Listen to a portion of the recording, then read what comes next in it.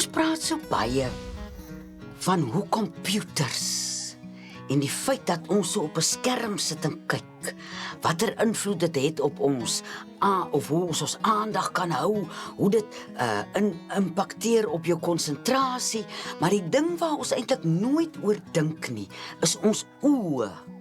Ons is nie supposed to be om so stip te kyk nie. En as jy nou weer op 'n skerm werk, word bietjie bewus daarvan hoe min knip jy jou oë. Wat beteken jou oë raak droog. Nou hier is ons krye, ons oogbossie. En hy is nou een van die kruies wat die mense onkruid noem. As jy nou in die tuin of jy dalk plaveisel, groei hy so tussen die plaveisel en dis nie 'n onkruid nie julle. Dis 'n wettige krui. En as jy nou wil seker maak, want veral met kruie in ons oë moet ons baie versigtig wees. As jy wil seker maak of dit hy is, dan breek jy hom en dan sien jy daar dat hy 'n bietjie melk.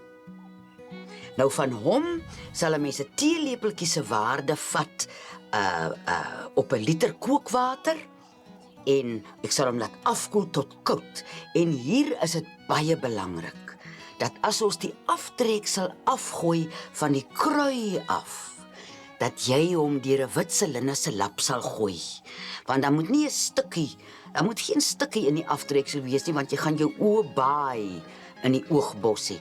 Dit help teen droë oë, dit help teen katarakte, dit help, niks kan 'n katarak wegvat nie, maar hy breek die katarak se groei so 'n bietjie.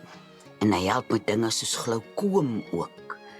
So wees versigtig as jy hom trek, 'n teelepeltjie se waarde op 'n liter kookwater en gooi hom af deur 'n lap. Laat dan nie stukkies van die oogbossie in jou oog kom.